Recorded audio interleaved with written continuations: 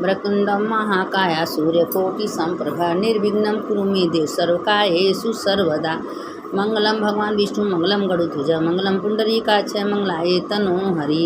ओम गजाननं भूतगणाधिसेवितं कपिध्वजं फलचारुभक्षणो मासुकं शोकविनाशकारकं नमामि गुरुपादपंकजं। देखिए आज हम चौथा ज्योतिर्लिंग का कथा आप लोग को भेजने जा रहे हैं, ओमकारेश्वर का।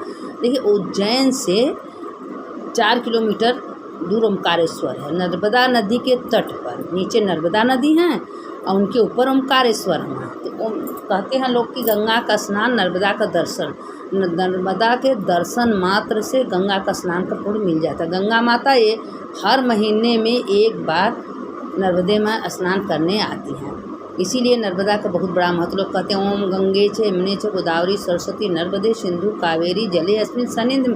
ये सातों नदियाँ का बहुत बड़ा महत्व है।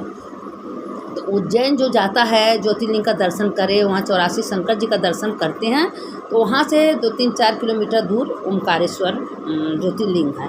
तो एक दिन क्या हुआ कि विंध्याचल पर्वत मानधाता वहाँ तपस्या कर रहे थे, तो उनको अहंकार घमंड हो गया था कि हमसे ऊंचा कोई है ही नहीं। तो नारद आए, नारायण नारायण नारायण करते हुए वो कहे कि देखिए आपसे ऊंचा तो पर्वत है। अब उनके अंदर अहंकार आ गया था कि अरे हमको नीचा बताए।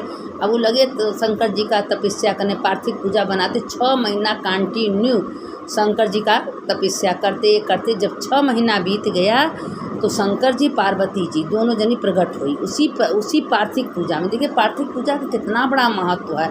शिव जी तो है ही हैं, पार्थिव पूजा मन से तन से आप लोग करिए तो उसमें हमेशा भोलेनाथ का विराजमान होते। अब शंकर पार्वती जी दोनों तपस्या करते करते प्रकट हुए। कहें बोलिए मानधाता तुमको क्या चाहिए? कहें प्रभु हमको कुछ नहीं चाहिए, ओमकारेश्वर के रूप में आप ज्योतिर्लिंग में यहाँ प्रकट हो जाइए। तो ओमकारेश्वर में 2 भाग हो गया, उसमें ओमकारेश्वर ममलेश्वर। तो नर्मदा के इधर तट पर ओमकारेश्वर हैं और नर्मदा के बीच में एक पुल बना दिए हैं, वो पार ममलेश्वर है। तो दोनों ज्योतिर्लिंग एक ही हैं, वो अलग नहीं है।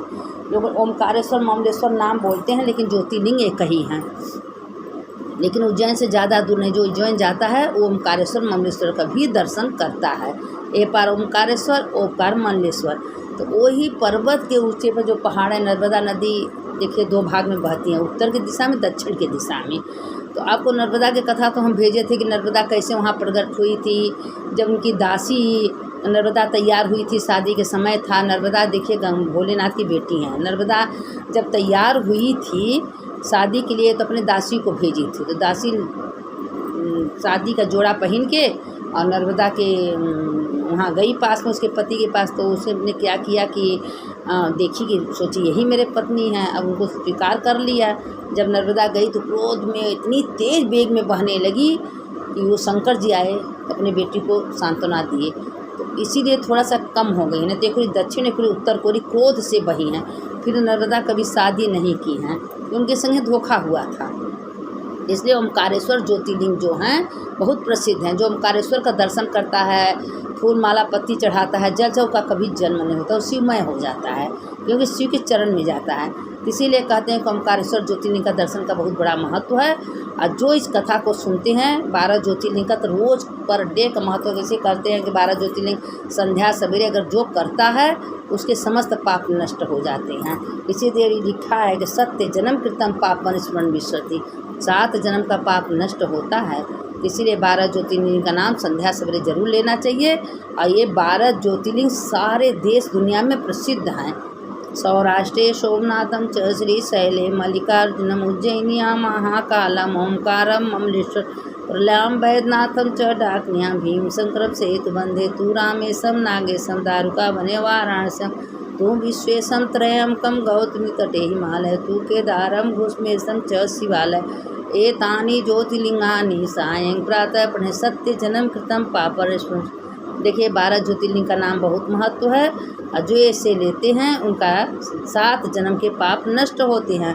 और देखिए सत्यपुरी, सत्यद्वीप का बहुत बड़ा महत्व है। देखिए जैसे अयोध्या, मथुरा, माया, काशी, कांची, अवंतिका, पूरी, द्वारावती, सत्या, मोक्षदायका, ये भी 7 पुरी का नाम लेने से समस्त पाप नष्ट हो जाते हैं।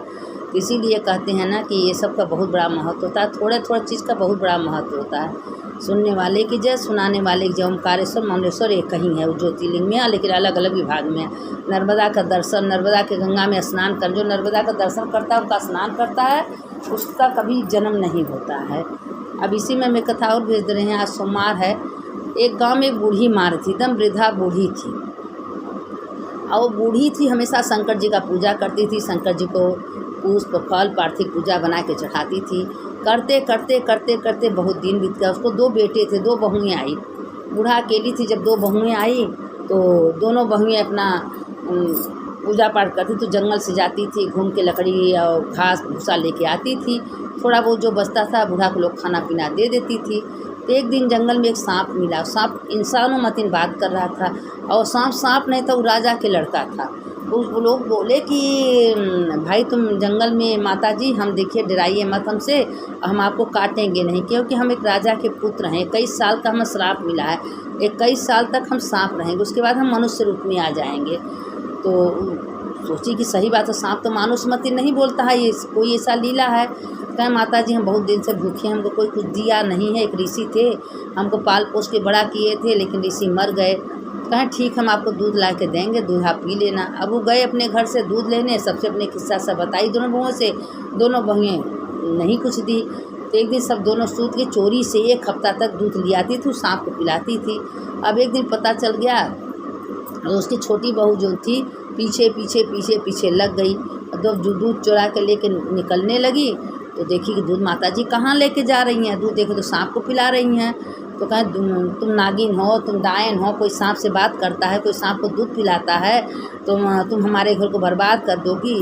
अब उसको लगी अनमट। दोनों बहुएँ बोले घर से निकाल दी सास को। अब बेचारी जा तो जहाँ कहाँ आके सांप से रो रो के कहने लगी, कहे माता जी आप हमको दूध नहीं लें। कहें क्या करें भैया, हम भी भूखे हैं, हमको कुछ खाना पीना नहीं मिला, मेरे बहुएँ हमको घर से निकाल दी हैं। कहीं जाने दीजिए माता जी, आप चिंता मत करिए, आप मेरे पीछे पीछे चलिए। अब वो सांप ले गया, जाते जाते जाते जाते एक जंगल में ले गया। तो वही जंगल में महादेव का तपस्या कर रहे थे, तो वहाँ हांडिया में दूध आ जाता था, और माता जी को भोजन दोनों खा के रहते थे। जब 21 साल का पुत्र हुआ, नाग जब हुआ तो मनुष्य रूप में हो गया। जब मनुष्य रूप में हो गया तो एक दिन क्या हुआ कि बोला कि हम राजा के लड़के हैं। अब वो माता जी को, जो उनका सेवा की थी, माता जी को ले जाके राजा के पास गए। अब राजा मंत्री जो थे उनको सारा बात, राजा जब से उस सांप को फेंके थे, सबका दिया सांप को फेंक दीजिए। और उनको चिंता हो था कि हमारे कौन से सांप निकला है, लेकिन 21 साल में मेरा बेटा तैयार हो जाएगा। लेकिन दुनिया के कहे से राजा थे, फेंक दिए जंगल में, और उनको बिना भूखे प्यासे। जब 21 साल का हुए राजा, जब वहाँ गए अपने सब बताए कि वही सांप है जो जंगल में आप फेंके थे, 21 साल हो गया यहाँ बन गए हैं। अब जो मंत्री थे उसके माता पिता के पास ले गए। उसके माता पिता बेटे को देख इतना खुश, क्योंकि राज्य का अधिकारी वही अकेला था, उसके पास कोई उसको औलाद नहीं हुआ था। और जब से वो सांप को फेंके थे तब तक माता पिता उसके राजा रानी कभी चैन से सो नहीं पाए थे, हमेशा चिंतित थे, हमेशा उसके पीछे रोते थे। लेकिन माता पिता के पास जाके पैर छुआ, उसके माता पिता को विश्वास हो कि मेरा ही बेटा है।